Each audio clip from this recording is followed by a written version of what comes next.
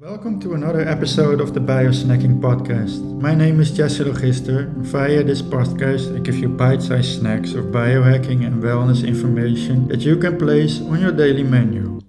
I will briefly explore the term biohacking in this episode because it will be a primary focus in my future podcast episodes. Hence, it is why I also chose the name Biosnacking for my podcast. Listen to my podcast to consume nutrient-rich snacks of biohacking information. I cannot promise a meal or even a buffet table now and then, as I'm a health enthusiast who loves to binge on a topic, but in general, at least for now, I aim to keep it time efficient, streamlined, and optimized, just like a good hack should be. So, without further ado, let's dive right into biohacking. In this episode, I look at what is the definition of biohacking. I explain why it is my favorite out of all health and wellness related topics, and I explain its cons and pros.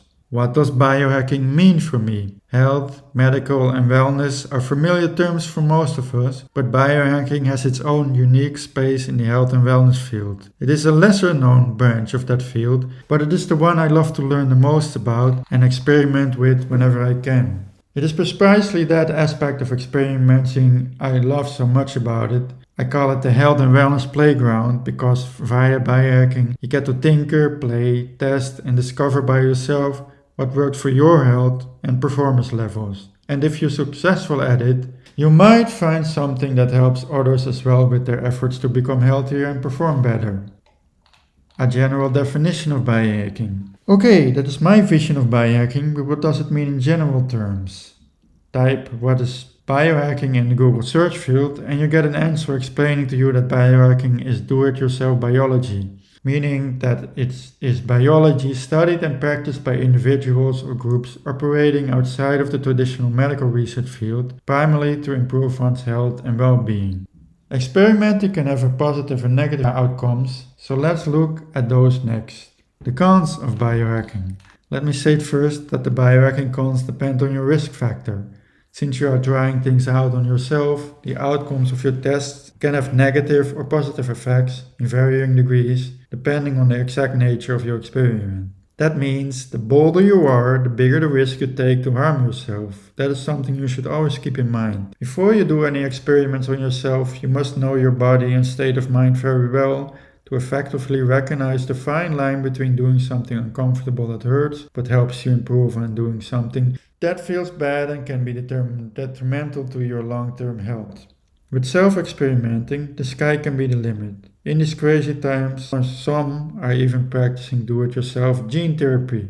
However, that is not a practical thing for the average Joe, as most people aren't millionaires with enough time and money to CRISPR themselves into a more youthful appearance. That also accounts for me, and being naturally cautious, I tend to keep my experiments simple and low-key. Generally, that works out well for me, and even low-key experiments can result in excellent outcomes. However, there still have to be occasions when I messed up and suffer the consequences of my actions. For example, when I started experimenting with eating once a day, I had this ridiculous plan of stuffing myself with 2,000 to 3,000 calories in one meal. It didn't go well.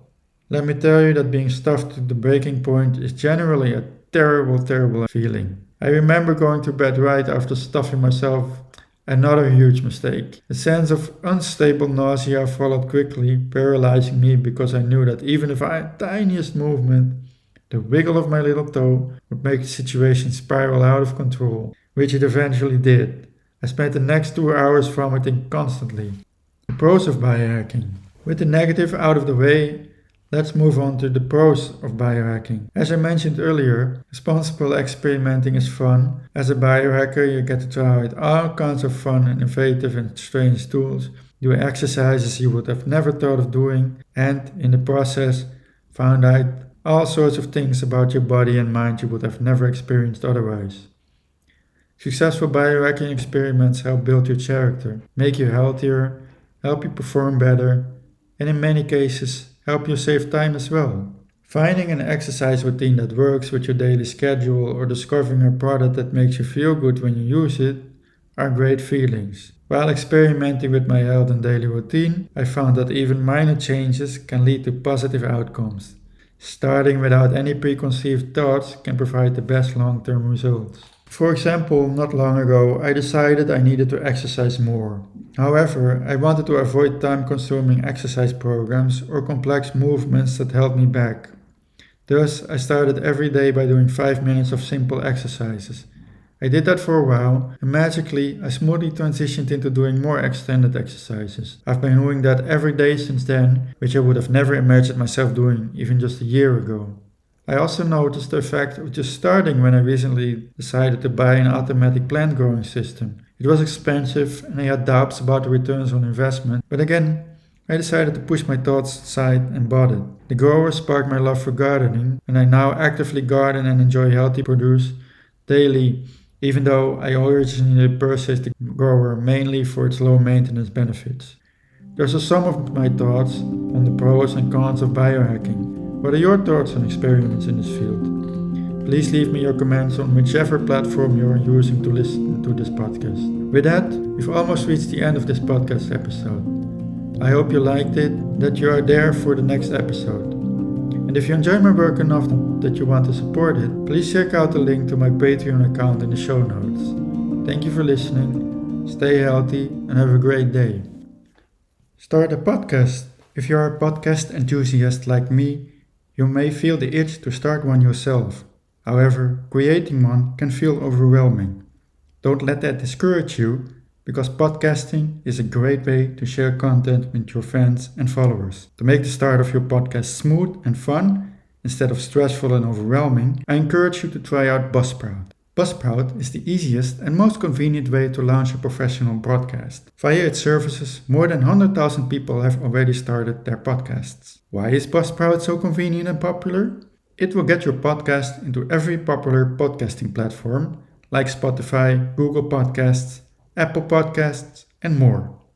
You also get a great looking podcast website, audio players you can place on other websites, detailed analytics data to see how people connect with your show, tools to promote episodes, and much more. Plus, Buzzsprout publishes new educational related content every week via its blogging, video, and podcast channels so that you can learn the trade from real podcasting professionals. Follow the link in the show notes to start your podcast and get $20 worth of Buzzsprout credit. That lets Buzzsprout know that I sent you and helps support my show. Start a successful podcast with Buzzsprout today.